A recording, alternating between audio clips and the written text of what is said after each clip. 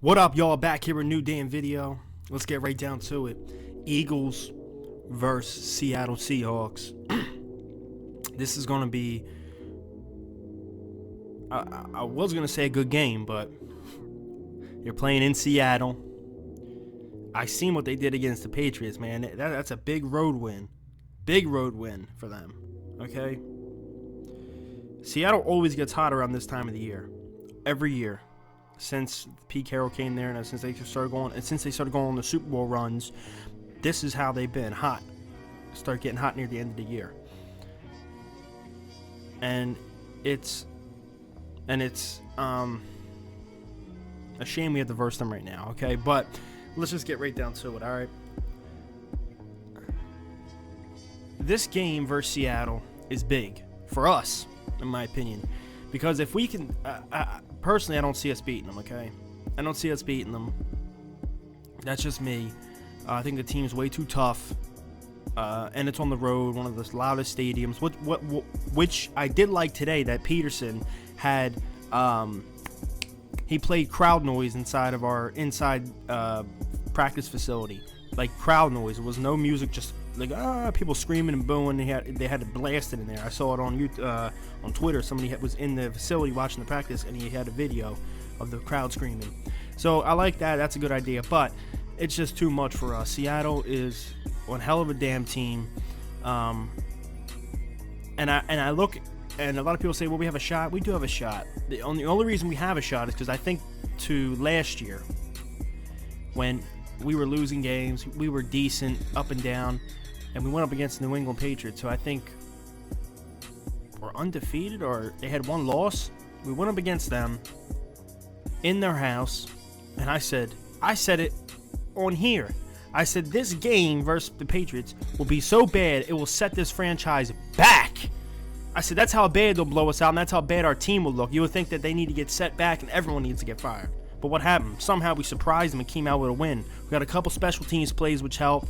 A little bit on offense, and defense just demolished them. Now, people like to talk about, because look, our defense is good. Okay? Top 10. I like it. A lot of people like to say, like, look what we did to Matt Ryan. He's the best one of the best quarterbacks in the NFL right now. Look what we did to Eli, besides him getting all the yards. Look at the sacks. Look at what we did to Big Ben and stuff. I'm like, but look, the difference between those guys and Wilson is mobile. We're going to blitz him, and he's going to... See, Seattle, I think Russ Wilson's a good quarterback. I'm not going to say he's not. But I think they survive a lot off broken plays. That's how they get their success. I don't think... Like, Wilson can stay in the pocket and throw it. But if you blitz Wilson, all he does is roll out, move around, roll out, start running left, right, and then out of nowhere, somebody's wide open down the field and he throws it. Because you're like, I seen it firsthand against the Patriots.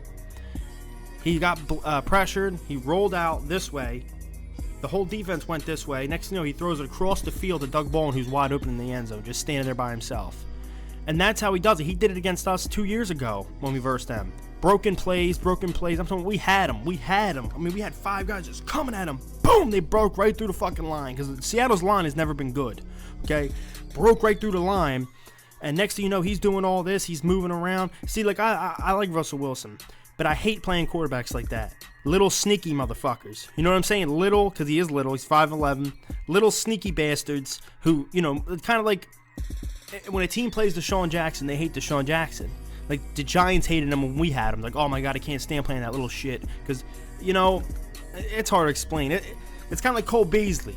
You know, you're having this, you know, you're in this battle and you're trying to go at it, and it's 3rd and 8, and out of nowhere he just dumps it down to a guy who's 5'8", and the guy gets a first down. It's like, motherfucker. You know what I'm saying? And you got Wilson, who's the quarterback. He drops back. He's all slick, moving around like this, moving around. You can't defend him. Then he just throws something up.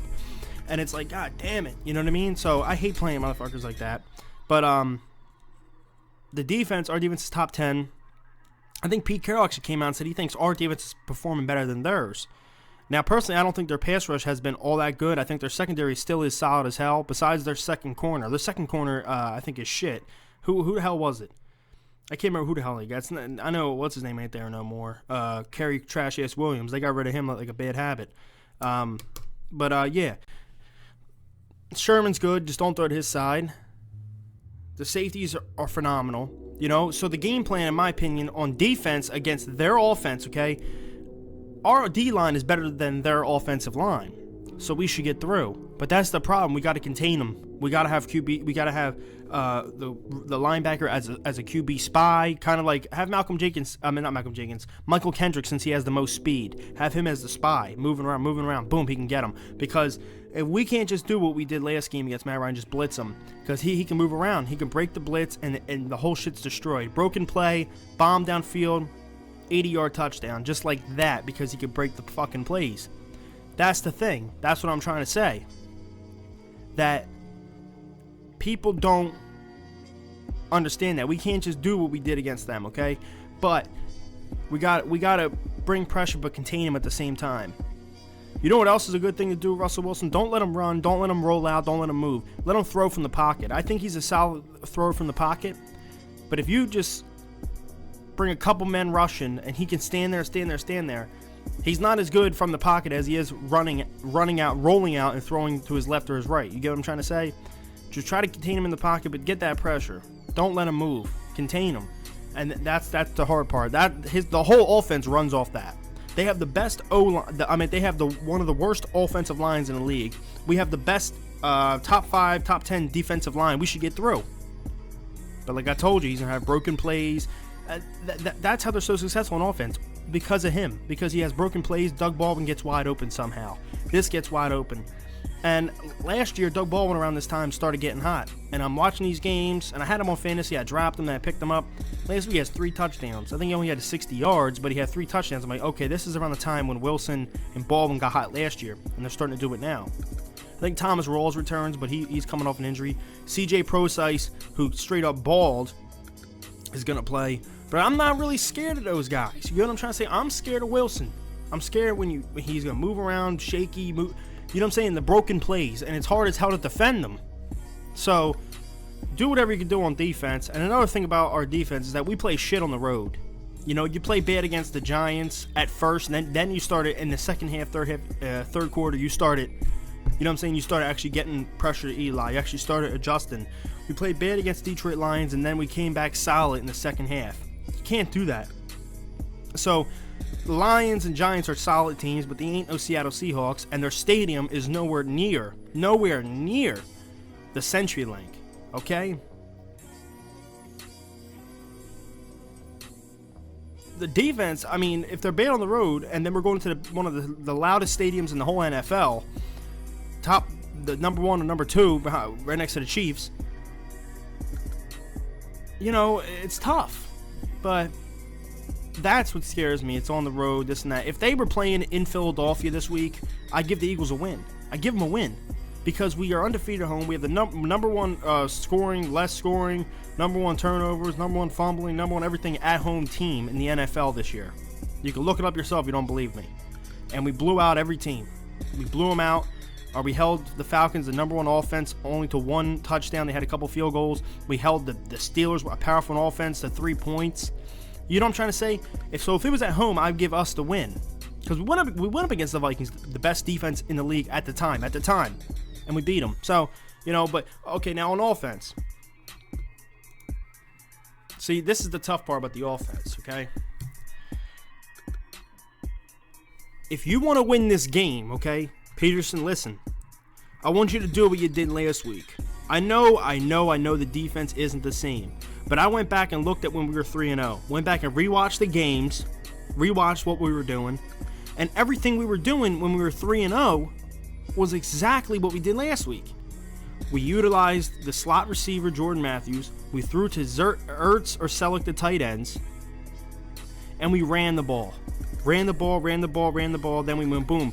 We did a little bootleg, roll out, drop it down, 3-yard pass, first down. Boom, boom, boom, boom. We just dink and dunk, and then we had 1 throw down field, whatever. But keep it that way, okay? Because we moved, after we went 3-0, then we came out the bye, and we moved away from all that. I don't know what happened, but against the Lions, we moved away from it. We moved away from it versus the Redskins, versus the Giants.